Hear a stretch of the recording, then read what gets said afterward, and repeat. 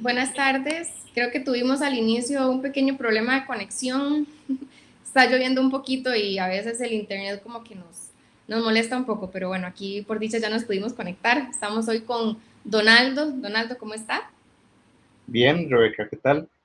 Bien, por dicha. Hoy vamos a seguir un Bueno, tema que hace unas semanas iniciamos, de hecho, con Donaldo, y es el tema de los comprobantes electrónicos 4.4. Y hoy vamos a enfocarlo en tres puntos: plazo de implementación, sistema de comprobantes electrónicos y qué hacer con los comprobantes electrónicos rechazados por el Ministerio de Hacienda. Entonces, don Aldo, si gusta, empezamos con la implementación. Es importante recordar que inicialmente la implementación estaba programada para el 1 de junio de este año, pero luego esa fecha se cambió y se extendió para el 1 de septiembre de este año, ¿cierto? es correcto, así es. Eh, Sin embargo, recientemente, el 28 de abril, en un foro del diario Extra, el director de tributación eh, indicó que los comprobantes electrónicos van a iniciar en octubre de 2025. Uh -huh. Es importante mencionar sobre este tema que oficialmente, por lo menos revisado a hoy en la mañana, no ha habido una resolución todavía que emitida por el Ministerio de Hacienda que deje sin efecto la que indica que la implementación es a partir del 1 de septiembre. Uh -huh. Pero bueno, entonces lo importante acá es estar atentos, estar informados para el momento en que salga esa resolución, que creo que no debería tardar en salir, y la razón de eso es los múltiples cambios que esto implica también para el Ministerio de Hacienda. Claro. Vamos a empezar con el sistema de comprobantes. ¿Cuáles son las obligaciones de los proveedores de sistemas, incluyendo desarrollo propio, y de los obligados tributarios, Donaldo? Eh, es una pregunta muy interesante y me voy a permitir ahí, como son varios puntos, me voy a permitir leerlo Claro que sí. y ahí si toman nota también es válido, porque como uno de los aspectos importantes y es una de las, ahí viene una novedad, no solo estar inscritos ante el registro público tributario, que sí lo estaban antes, sino de informar de su condición ante la administración tributaria, o sea, que son proveedores de facturación electrónica. Otro de los requisitos y que es importante también es que deben llevar un registro actualizado de sus clientes. Aquí quiero hacer una diferenciación entre el proveedor de facturación electrónica, eh, que obviamente provee sus sistemas a quien le quiera comprar la solución automatizada, de aquella empresa o aquel contribuyente que haga un desarrollo propio. Uh -huh. La norma tributaria no establece que tienen que ser solo proveedores externos, eh, deja libre a que cualquier empresa que así lo quiera pueda establecer su propio desarrollo interno. Entonces, en este caso, para este punto de un registro actualizado de los clientes, si solo es un obligado tributario, pues obviamente no va a necesitar llevar ningún registro sobre clientes. Ahora bien, si es un grupo de empresas que por su magnitud, eh, una de ellas hizo el desarrollo y lo comparte y lo distribuye al resto de sus empresas relacionadas, ahí sí tiene que llevar a esos que son sus clientes internos, digámoslo así, clientes del grupo, como con un registro actualizado. Después, tiene que permitir la revisión de su sistema, del sistema de facturación electrónica, y garantizar la descarga y respaldo de todos los documentos emitidos y recibidos. Asimismo, Punto 4, facilitar la revisión del sistema por parte de la administración tributaria. Esto es una de las novedades en esto de facturación electrónica. Luego, parte de las novedades también es que deben ya por resolución, porque algunos los tenían ya por defecto, sin embargo no todos los proveedores lo tenían, deben disponer de controles, registros y bitácoras de cada transacción registrada que permitan a la administración tributaria ejercer labores de control tributario en forma integral. Vean qué interesante, porque entonces, por un lado estamos los contribuyentes que usamos servicios de comprobantes electrónicos de un tercero, pero por otro lado, también la administración tributaria le establece ciertas regulaciones y requisitos a las compañías que brindan el servicio de comprobantes electrónicos, mediante lo cual pueden hacer controles integrales de fiscalización. Luego, como punto sexto, cumplir con las obligaciones establecidas en la resolución 27 de 2024, que esta es la que establece los anexos y estructuras para la emisión de comprobantes electrónicos, que es la versión 4.4. Y séptimo, no menos importante, es responsabilidad y almacenamiento y respaldo de la información. En este punto es interesante porque normalmente sucede con los obligados tributarios o quienes usamos los sistemas de facturación electrónica, que decimos, bueno, es que el proveedor del sistema de facturación es el responsable de hacer todos los cambios y de ahí yo simplemente me quedo esperando para ver y utilizar el sistema. Ah, bien. Sin embargo, ¿qué requisitos tiene mi negocio o los clientes que llevo? Qué sé yo, si soy un contador privado y llevo clientes, ¿qué requisitos tienen las actividades de esos clientes que requieran una atención específica sobre un tratamiento particular que ahora se implemente con comprobantes electrónicos y que lo obligue a irse hacia atrás en sus operaciones, o sea, hacia lo interno en su empresa, a decir, ah, ok, ¿y ahora cómo voy a manejar esto? ¿Verdad? Entonces, veamos que acá la obligación, es importante que la obligación recae 100% sobre el obligado tributario. Ejemplo, un respaldo de información de comprobantes electrónicos.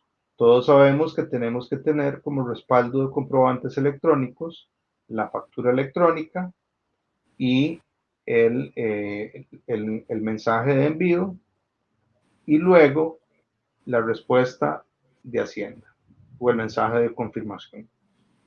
Además del PDF, que es la representación gráfica. Sin embargo,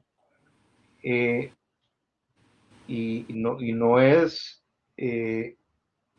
tema muy común que existan empresas que digan, no, es que yo contrato a un proveedor de sistemas de facturación y él me respalda la información. No obstante, en esta misma resolución, la 27 de 2024, se indica que la responsabilidad de los oferentes de factura electrónica es de 2 meses para almacenaje de la información. Estamos hablando Entonces, de la plataforma, en este la- caso, 2 meses. La responsabilidad de del, la plataforma. Ajá. del respaldo de los documentos Ujú, que yo emita a través de esa plataforma ujú, en ese proveedor de facturación o de comprobantes electrónicos. ujú, Correcto. ujú, Entonces, si yo me confío y luego no tengo mi propio respaldo, mi propia política de seguridad y almacenamiento de mis documentos, de pronto le pasa algo ¿cómo se llama? a la A mi plataforma. proveedor, Ujú, correcto, y ha pasado, créanme que hay ujú, casos que conocemos que ha pasado, que ha habido hacking, un hackeo de las bases de datos de algún proveedor electrónico, y se de pierde toda comprobantes la información. electrónicos, se pierde la información y entonces es necesario la reconstrucción, ¿verdad? O bien, este, eh, cosas que suceden también, no estoy cómodo con mi proveedor de comprobantes electrónicos o me peleé con él y ya, quiero quitar, me voy. Ok, antes de irme, tengo todo lo que necesito o Es muy importante respaldé tomarlo en en su cuenta. momento toda la información. Entonces, aquí no debemos olvidar que el, al final de cuentas, el responsable ante la administración tributaria es el obligado tributario o el contribuyente. Entonces, eso es fundamental.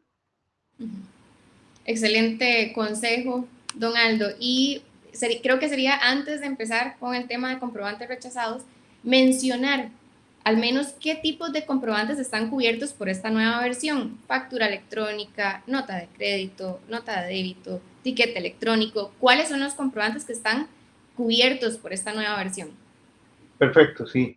Esos prácticamente que son factura electrónica, la factura electrónica de compra, la factura electrónica de exportación.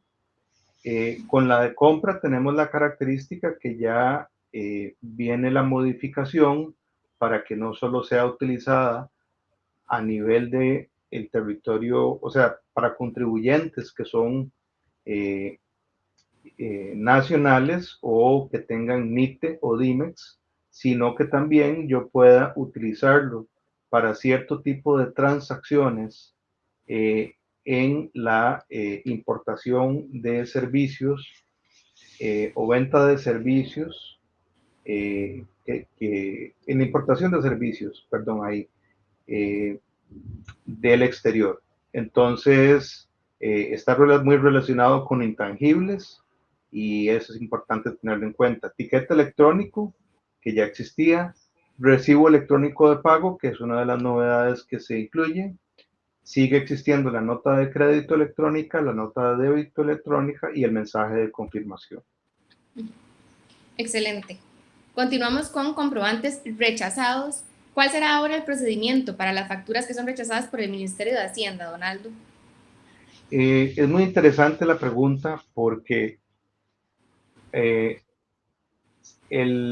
vamos a ver, el artículo 10 de la resolución 27 indica que con respecto a eso, esos comprobantes que son rechazados ya no se pueden modificar. O sea, una vez emitido un comprobante, ejemplo, en este momento entro a mi plataforma y quiero emitir la factura número 20.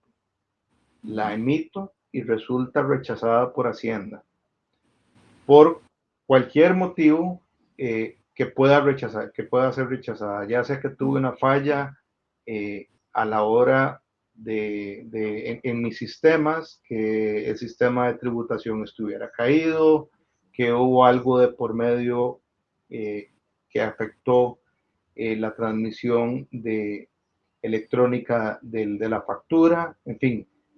Entonces, aquí lo que nos dice Hacienda es que ese comprobante no se puede volver a utilizar, queda ya inutilizado.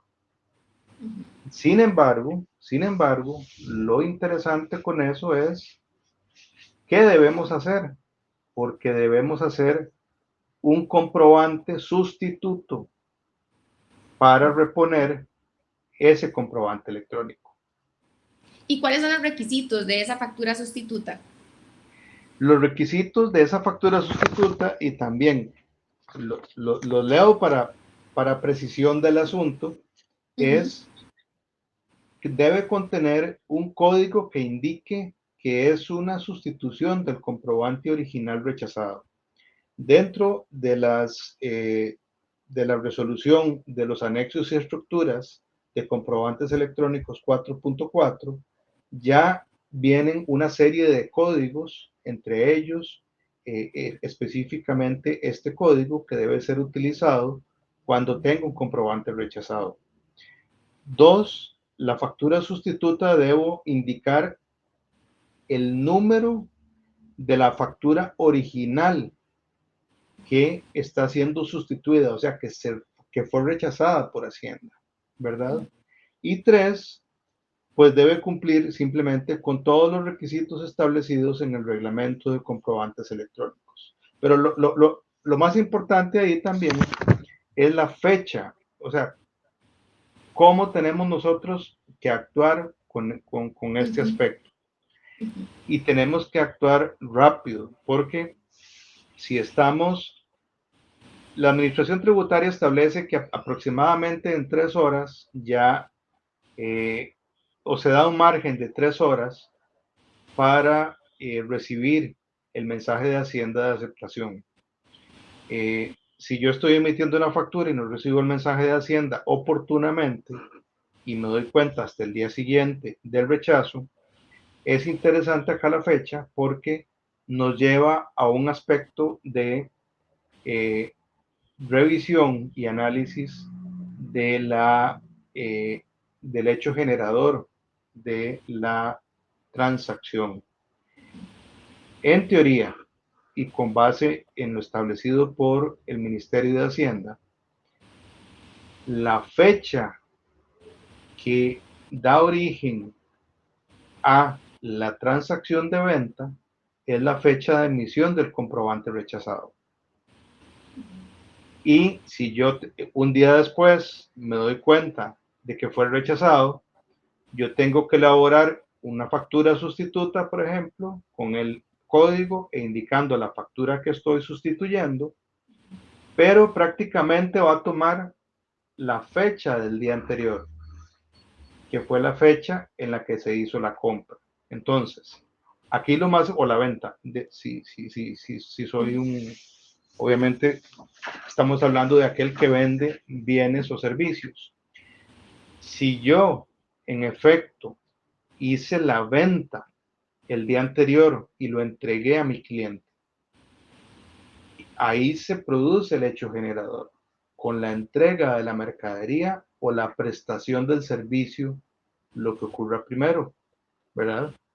Pero no necesariamente, y ahí es importante estar atentos a qué puede venir o las situaciones que pueden originar este tipo de, de circunstancias. Porque si yo no he entregado la mercadería, no hay un hecho generador todavía. Sin embargo, tuve que emitir una reposición de la factura hoy con fecha de ayer. Entonces allí, ahí les sugiero que estén bien informados, bien asesorados también desde el punto de vista tributario para saber cómo proceder. Y si tienen afectación, digamos, en lo que es en la tributación del IVA. Si estamos en un periodo intermedio durante el mes, probablemente eso no va a ser mayor problema. Pero si ya brincamos de mes o brincamos de periodo fiscal anual, ahí sí se nos pueden presentar situaciones que sean que hay que saber manejar. Aprovecho para saludar a Harold Umaña y a José Delgado, que también siempre nos acompañan en estos live. Y para ir cerrando el tema, don Aldo, me gustaría que usted nos comente cuál cree o cuáles cree usted que son los principales desafíos para los contribuyentes con todos estos cambios y cuál es su recomendación para poder atajarlos a tiempo. Los principales desafíos son conocer muy bien los requerimientos nuevos y contraponerlos, hacer un análisis de ellos y contraponerlos contra nuestras actividades, las actividades que efectúa nuestra empresa, la empresa para la cual trabajamos, o bien las actividades de los clientes para aquellos que son contadores y llevan contabilidades de sus clientes, porque créanme que en el análisis de lo que requiere 4.4 y lo que tienen las empresas hoy día, hay mucha tela que cortar, hay muchos aspectos que analizar y que identificar cómo me va a afectar, cómo tengo que registrarlo, por ejemplo, y solo para concluir Dejarlo claro. allí, ajá, y lo importante de estar actualizados, lo importante de analizar bien qué es o en qué consisten los cambios y cómo opera mi empresa. ¿Qué sucede con este aspecto de rechazo de comprobantes electrónicos? Si vendo un servicio, no pasa nada, no pasa mucho. Simplemente el comprobante fue rechazado, hago un nuevo comprobante con referencia al comprobante rechazado y con el código respectivo y remito la factura. Pero si yo estoy en un almacén y doy de baja el producto en el almacén para hacer la venta, quiere decir que lo estoy sacando de inventario y estoy facturando. Usualmente es así. Tengo que tener producto en inventario para poder hacer mi factura. Al momento de hacer la factura, el sistema contable automáticamente me da de baja el inventario, me reconoce la venta y me reconoce el costo de ventas.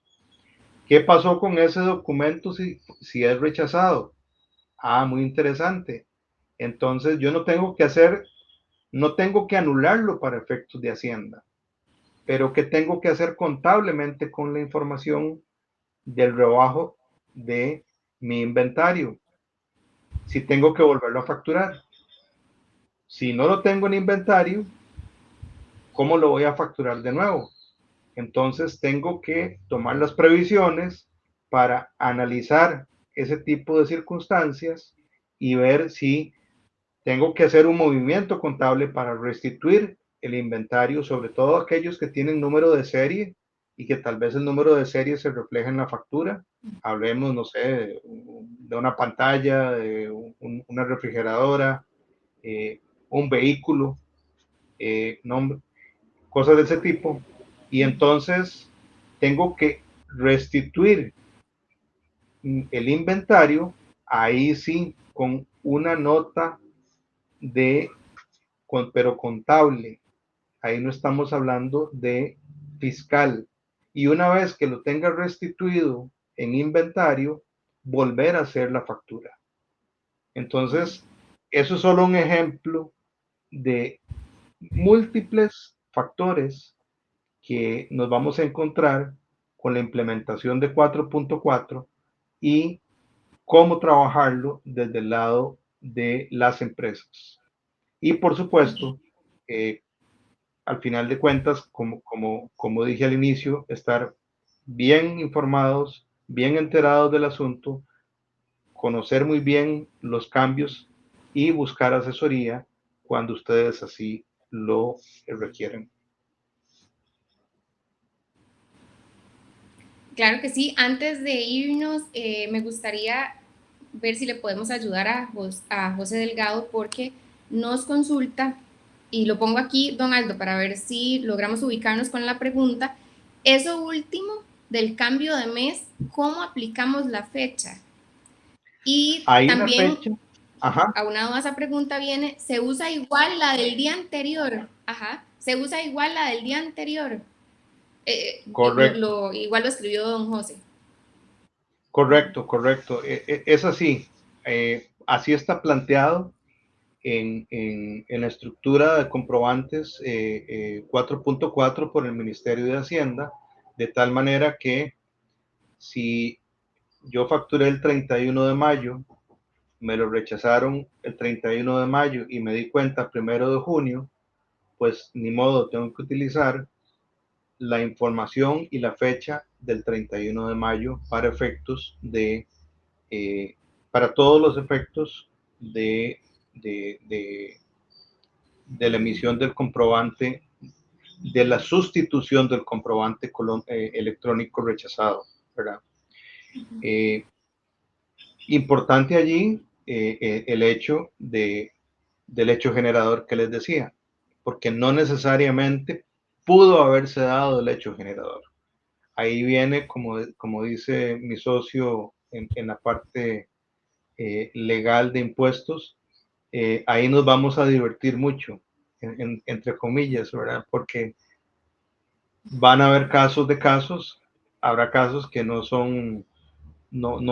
signifiquen gran impacto para las operaciones de la empresa, pero pueden haber situaciones en las que sí tengan impacto significativo. Yo me uno a la recomendación de don Aldo de mantenerse muy informado y actualizado con respecto a todos estos cambios e información de los comprobantes electrónicos de versión 4.4. Nosotros, bueno, si se siguen corriendo las fechas, vamos a seguir haciendo lives para que ustedes se mantengan informados con nosotros, puedan evacuar sus dudas. También recuerden que pueden repasar este y todos los lives de todos los lunes en nuestro canal de YouTube. Si tienen alguna duda, para comunicarse con nuestros especialistas, se pueden comunicar al 22 48 48 22, al 70 23 62 38 o al correo electrónico info@actualidadtributaria.com. Donaldo, muchísimas gracias por esta casi media hora de explicación de comprobantes electrónicos. Con muchísimo gusto. Estamos a la orden. Y Adelante. no, ya iba a cerrar, pero es que creo que está un poquito pegado la señal, entonces por eso tenemos como un atraso de diálogo. A la orden. Pero muchísimas gracias Buenas a tardes. todos, nos vemos el próximo lunes. Gracias.